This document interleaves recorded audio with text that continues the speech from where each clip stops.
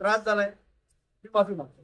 80% भूमिपुत्राचं काम आहे। जर त्याचं होत नसेल साहेब, जर होत नसेल ना, मी लिगल बोलतोय मीडियाच्या समोर, जर तसं जर आम्ही उतरलो ना तर 100% कंपन्या तसंच बंद होऊन जातील। अंबरनाथ ॲडिशनल MIDC भागातील तब्बल 1400 कंपन्या बंद करून त्या स्थलांतरित करण्याचा विचार कंपनी मालक करत आहेत। इथले स्थानिक विशिष्ट कामांसाठी कंपनी मालकांवर दबाव टाकत ते काम त्यांनाच मिळावं यासाठी दादागिरी करत असल्याचा आरोप अंबरनाथ मॅन्युफॅक्चरिंग असोसिएशनचे अध्यक्ष उमेश तायडे यांनी केला होता। त्याचबरोबर कंपन्यांना होत असलेला अपुरा पाणीपुरवठा, महावितरणच्या फ्लाईंग स्क्वॉडचा त्रास, MIDC भागात पायाभूत सुविधा देण्याकडे होणारं MIDC प्रशासनाचं दुर्लक्ष या सगळ्यामुळे कंपनी मालकांनी आपल्या कंपन्या बंद करून त्या स्थलांतरित करण्याचा विचार सुरू केला। दरम्यान या प्रकरणी उमेश तायडे यांनी स्थानिक कंपनी मालकांवर दादागिरी करत असल्याचा आरोप केल्यानंतर संतप्त स्थानिकांनी आज अंबरनाथ मॅन्युफॅक्चरिंग असोसिएशनच्या कार्यालयावर हल्लाबोल केला। त्यावेळी संतप्त झालेल्या स्थानिकांनी उमेश तायडे यांनी केलेले आरोप खोटे असून त्यांनी माफी मागावी, अन्यथा इथून जाणार नाही असा पवित्रा घेतला। त्यानंतर स्थानिकांचा रोष पाहता उमेश तायडे यांनी केलेल्या वक्तव्याबद्दल दिलगिरी व्यक्त करीत माफी मागितली। यापुढे स्थानिकांना सोबत घेऊन MIDCमध्ये काम केले जाईल असं आश्वासन देखील त्यांनी दिलं।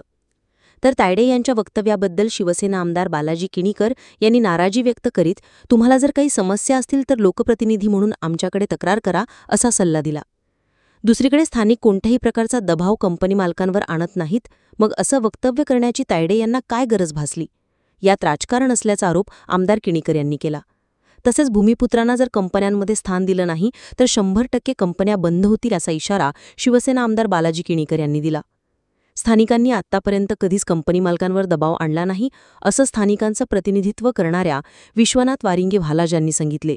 मी जे बाईट दिली होती ते एका संभ्रमातून दिलेली होती बाईट, तर त्याबद्दल मी सर्व माझ्या भूमिपुत्रांची माफी मागतो। मी एकच सांगतो की काय झालेलं आहे की जे झालं ते झालं, आपल्याला एकत्र येण्यासाठी आपण काय पुढचे कामं घेतोय, भूमिपुत्रांना त्यांचे अधिकार मिळाले पाहिजे, हक्क मिळाले पाहिजेत, ते आपण ठरवले आणि त्याच्यासाठी पुढचे कदम हे आपण आमदार साहेब, महाराज साहेब आणि सर्वांचे एकत्र येऊन आपण पूर्ण करूया।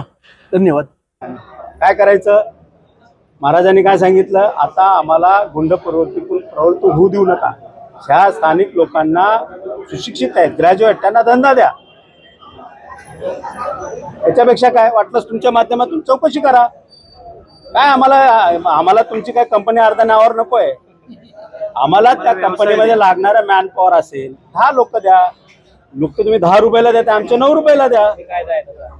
जो कायद्याच्या चौकटीत बसून द्या, परंतु स्थानिक लोकांना न्याय द्या, आमचं म्हणणं आहे। आणि जर ह्या लोकांनी कुठं आंदोलन केलेलंच नाही, कुण्या कारखानदारांना कुठे वटीस धरलेलंच नाही, कोणता कारखाना बंद पाडलेलाच नाही, मग चुकीची स्टेटमेंट देऊन शासनाची पण आणि आमच्या स्थानिक लोकांची पण बदनामी करण्याचं कटकारस्थान हे राजकारण या ठिकाणी दिसतंय। घेऊन किंवा या असोसिएशनचा आधार घेऊन तायडेंना पुढे करून आज तायडेंना काही लोकांनी पुढे केले, तायडेंना त्याचा पश्चाताप झाला आता आपण बघितलं असेल। तर तायडेंना पुढे घेऊन जर कुठेतरी अशा गोष्टी करीत असतील तर मला असं वाटतं या चुकीच्या आहेत। आणि आमचा प्रयत्न एकच आहे, स्थानिक शेतकऱ्यांच्या मुलांवर कुठलेही गुन्हे दाखल होऊ नये, ते गुन्हेगार होऊ नये, या भागामध्ये शांतता, सहिष्णुता आणि ही सामाजिक जी स्थिती आहे ही कायम राहावी असा आमचा विचार आहे। एवढी वर्ष झाली कधी स्थानिक